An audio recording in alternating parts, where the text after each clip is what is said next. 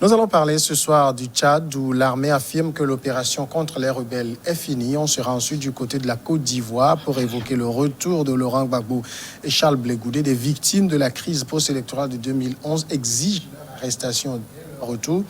On parlera ensuite du Bénin avec la saisie de munitions au Togo. Le ministre de la Sécurité du Bénin, Saka Lafia, salue la coopération agissante et remercie les autorités togolaises. Et puis au Togo, l'opposition doit s'unir, affirme Antoine Folie. On va parler de tout cela ce lundi avec Jérôme Sossou, Triangle des enjeux. Bonsoir Jérôme. Oui, bonsoir. Bonsoir cher grand frère Adam Glenou. Bonsoir cher co-panélistes. Bonsoir à tous les téléspectateurs et téléspectatrices à travers le monde. Vincent Fioclou, Adam Glenou, directeur de publication de l'Enquêteur, il est là également. Bonsoir. Bonsoir Samuel, bonsoir mes chers collègues. Bonsoir à les téléspectatrices et téléspectateurs de New World TV. Et Akleso Essor, consultant en coaching et politique. Bonsoir. Bonsoir à tout le monde, et surtout à M. Tandikou qui m'informe beaucoup sur les réalités de leur niveau. Merci.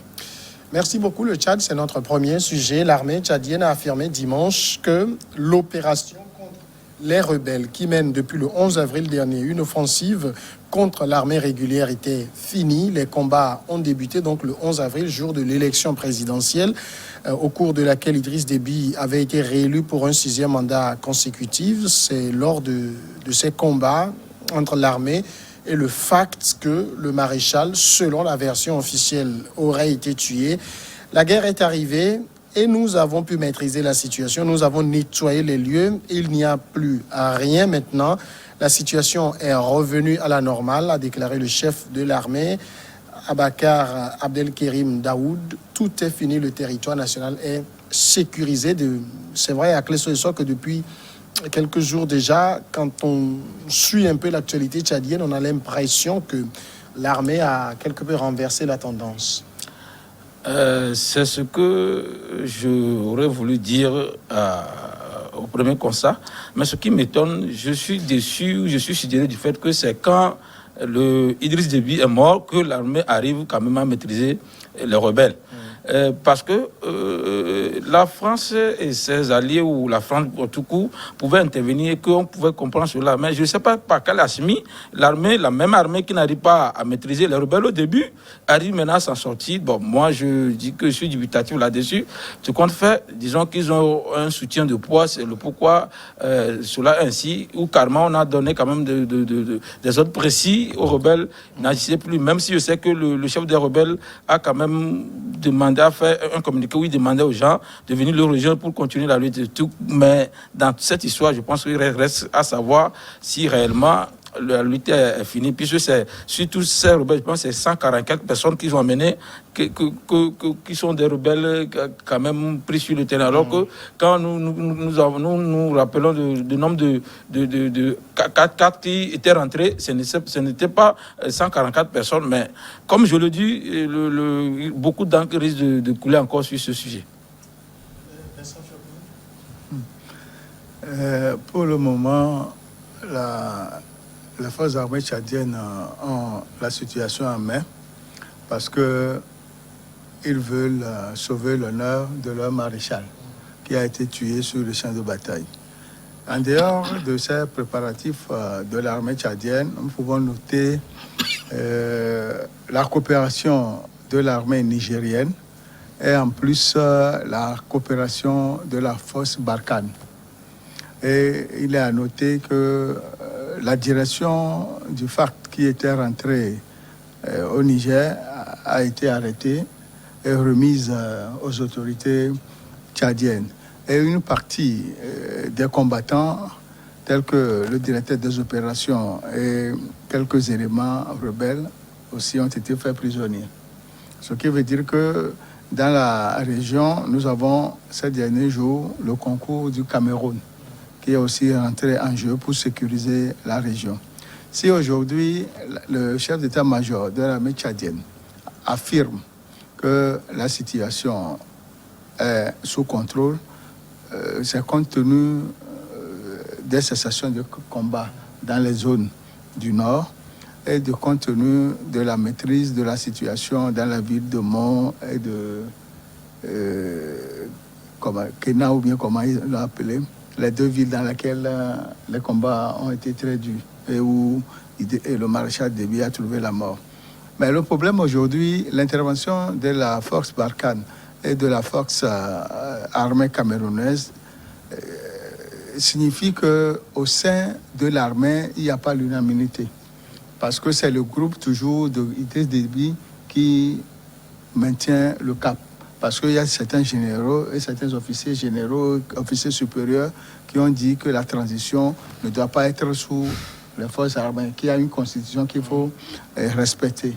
Et que c'est le président de l'Assemblée nationale qui devait assumer l'intérim et organiser les élections dans le délai conformément à la Constitution. Mais tel n'a pas été le cas. Ce qui veut dire que l'armée, d'habitude, ils ont arrêté presque les officiers qui sont de l'ethnie Goran. Oui, et c'est ça qui veut dire que le comité militaire est au pouvoir, mais elle n'a pas confiance en ces éléments. C'est pourquoi on a fait venir la main camerounaise pour les appuyer. Ce qui veut dire que la situation est plus ou moins complexe, en ce sens que nous avons appris qu'il y a d'autres groupes rebelles qui ont rallié le FACT. Où sont ces rebelles? Actuellement, personne ne sait. Justement, sur le terrain, qu'est-ce qui aurait changé pour qu'on dise aujourd'hui que l'armée a pu renverser la situation en sa faveur? Non, mais parce que peut-être il n'y a plus de guerre. Il y a cessation de la guerre ces derniers moments. C'est ça qui peut-être qui donne l'impression que la guerre est finie. Et que le Tchad a rapatrié ses blindés, ses pick-up à N'Djamena. Alors qu'en réalité, les rebelles sont encore là, puisque, comment appelle-t-on, le directeur des opérations ou le chef d'état-major a lancé un appel aux rebelles qui sont encore là, de rejoindre le pays pour qu'ensemble ils puissent continuer la lutte. Cela suppose encore que le problème, à mon avis, est intact. Rien n'est encore joué, parce que si aujourd'hui on sent encore qu'il y a l'existence des rebelles de l'autre côté de la frontière, c'est-à-dire en Libye et puis de l'autre côté du Niger, cela suppose que l'armée tchadienne ne doit pas quand même s'applaudir, crier victoire aujourd'hui. Moi, j'attends de voir si véritablement cette guerre a fini. C'est vrai, ils disaient qu'ils ont capturé 156 rebelles, ils ont pris leur pick-up, et puis bon, on demande à ce que ceux qui sont arrêtés, que leurs droits soient véritablement respectés. Tout ça là, je ne crois pas que avec cette déclaration, le Tchad ou l'armée tchadienne est sortie d'affaire pour le moment. Il va falloir que véritablement, sur une longue durée, à mon avis, sur une longue durée, qu'il n'y a plus la guerre, que comment appelle-t-on, le FACT ne sort plus de sa tête, qu'on se dise véritablement qu'on a fini ou qu'on a gagné cette guerre. Puisque le problème reste intact. Le problème qui a fait sortir le FACT, c'est le problème des élections. Le non-respect de la Constitution. Aujourd'hui, on n'a pas encore respecté la Constitution.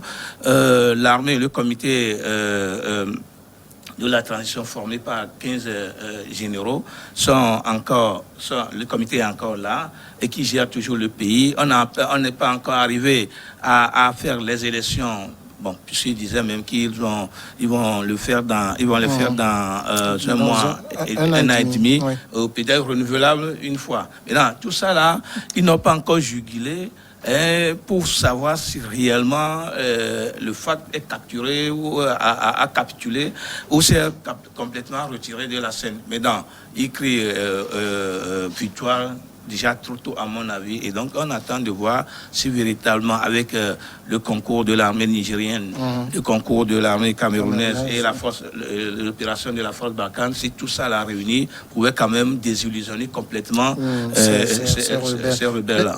Est-ce que ce combat, justement, je ne sais pas s'il faut l'appeler guerre ou quoi, c'est pas ce qu'on appelle en anglais the funny war, c'est-à-dire la drôle de guerre. Vous avez des gens qui sont venus, qui ont attaqué, qui ont fait une avancée spectaculaire, qui sont arrivés dans une province, qui disent avoir neutralisé le chef, Idriss Déby, qui est mort, et puis qui disent nous attendons, on va l'enterrer, on reprend le combat. Et puis quelques jours après, on dit nous les avons défaits. Oui, c'est ce que je dis. J'essaie d'expliquer ça. C'est vraiment la drôle de guerre. Et vous voyez, normalement, quand vous coupez la tête du serpent, vous le payez à votre merci. Et vous devez aller au fond, finir ça. Mais les rebelles sont arrêtés. Et puis les rebelles ont laissé, on a masturbé la population quand ils voulaient se lever contre la France. Et les rebelles sont là, ils ne réagissent pas. C'est quand on a maîtrisé la population maintenant qu'eux ils se rendent. Et en plus, dans ça aussi, nous n'oublions pas qu'il y a deux niveaux quand on dit qu'une guerre est finie ou qu'on a gagné une guerre. Soit vous signez l'amnistie, ce qui n'est pas le cas avec les rebelles, ou soit vous vous rendez. Mais les rebelles ne l'ont pas encore fait. Mais je ne sais pas sur quoi le chef d'état-major dit ça. Parce que, à moins que eux, c'est une comédie, et ils ont préparé avec les rebelles. Je ne sais plus. Je pense que la rébellion avait dit que Idriss Déby doit partir du pouvoir. Et moi, je comprends par rapport à Idriss Déby, sa famille, sa coalition, tout ça là. Le clan. Au même moment, Idriss Déby, il n'est plus là. Et puis, d'abord, comment dire, le FAC devient faible. Et puis, on voit que Emmanuel Macron vient taper sur la table que nous ne laisserons pas. Quoi. Et c'est comme si c'est quelque chose qui est organisé. On vous a dit, faites comme ça quand on était. Et puis, c'est comme si on a donné un ordre maintenant aux rebelles que ce que nous voulons est déjà fait. Donc, ne vient plus. Donc, je l'avais dit ici sur le plateau un jour que c'est comme si quand Idriss Déby ne sera pas, le problème est réglé. Donc, c'est ça. Idriss Déby, c'est lui qu'on ne veut plus voir. Pas parce que les élections ont été truquées ou bien quoi, mais Idriss Déby aurait énervé ou bien aurait été persona non grata dans ce domaine et qu'on a essayé de faire ce théâtre parce que moi, à moins que la rébellion me dise la vérité, sinon c'est comme s'ils sont en train de faire un théâtre comme ça. Mais enfin, vous avez cru à cette guerre qui avait véritablement guerre au Tchad? Depuis près de 50 ans, le Tchad est toujours en guerre. Après la mort de François Tombambaye. Oui. Depuis là, oui, mais celle-ci, en tout cas, la manière dont elle avait été annoncée, tonitruante, et puis Idriss Déby meurt, et puis une rébellion, hein, on connaît la rébellion, c'est des gens souvent sans foi ni loi qui disent non, on observe une trêve pour la mort du chef. Ce qui est un peu étonnant, c'est que suite à la mort de M. Idriss Déby, il y a eu de la calmie. Et le chef rebelle Mahamad Ali disait qu'on attend l'enterrement de M. Idriss Déby pour reprendre les hostilités. Et du coup, une partie est rentrée au Niger et l'autre partie suit les combats avec les forces loyales. Ces derniers temps, nous avons appris qu'il y a d'autres groupes rebelles qui sont venus s'ajouter aux rebelles du FARC. Et subitement, le chef d'état-major dit que la guerre est finie, faute de combattants rebelles. Où sont-ils partis? Ou bien, le complot, c'est pour seulement tuer Idriss Déby et revenir à la case départ. C'est ça l'interrogation aujourd'hui. Parce que la déclaration que Macron, Emmanuel, a fait au Tchad la dernière fois, rentré au pays, il a tourné la langue. Il avait dit là-bas qu'il ne laissera jamais quoi. Que le Tchad est déstabilisé. Voilà. Mais aujourd'hui, la force Barkhane intervient avec des frappes aériennes contre les rebelles. Bon, les rebelles qui sont sur le territoire, où sont-ils partis? Sont-ils tous des prisonniers ou bien sont-ils déportés disparus? Et on n'en parle pas. C'est là le problème aujourd'hui. Ou bien un accord tacite a été signé entre l'état-major et la direction des FARC. Ça aussi, c'est une question à laquelle il faut une réponse. Ce qui veut dire que la situation devient floue, puisque une force de frappe qui a entraîné le décès du maréchal et subitement, cette même force est sous éteignoir, ça suppose beaucoup d'interrogations. En tout cas, l'annonce faite par le chef de l'armée tchadienne laisse planer beaucoup plus de questions qu'elle n'en résout, qu'elle n'a pas de réponse. Bien entendu. Et moi, je veux dire que la guerre là n'est pas encore finie. Parce que les rebelles, ils ont gagné la première étape. La première étape, c'est la mort du maréchal tchadien. Idriss Déby. Maintenant, je crois que les rebelles doivent avoir quand même une stratégie de guerre, un plan de guerre. Ils ne vont pas se laisser capturer comme des mouches ou des brebis galeuses. Et donc, pour moi, l'armée tchadienne va trop vite en besogne. Trop vite en besogne. Je ne sais pas si sur l'armée camerounaise ou la force Barkhane, sur l'armée nigérienne, quel compte pour faire cette déclaration.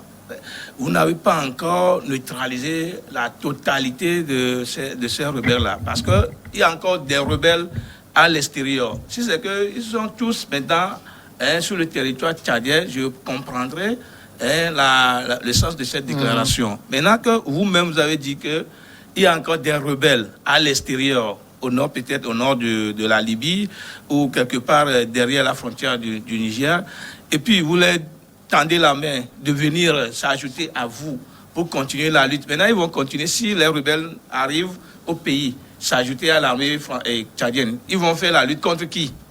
Contre qui maintenant? C'est pour ça que moi, je dis que rien n'est encore joué. Peut-être que les rebelles là savent ce qu'ils sont en train de faire. Peut-être qu'ils sont en train de comment appelle-t-on, de roubler un tout petit peu l'armée française d'abord par avoir tué. On ne peut pas être dans une rébellion, tuer le chef des armées, c'est-à-dire le maréchal, et puis aller se reposer, abdiquer, se reposer quelque part pour dire que, bon, est-ce que l'objectif est atteint? L'objectif n'est pas atteint. Le clan Déby est encore au pouvoir. C'est ce que le FAC refuse.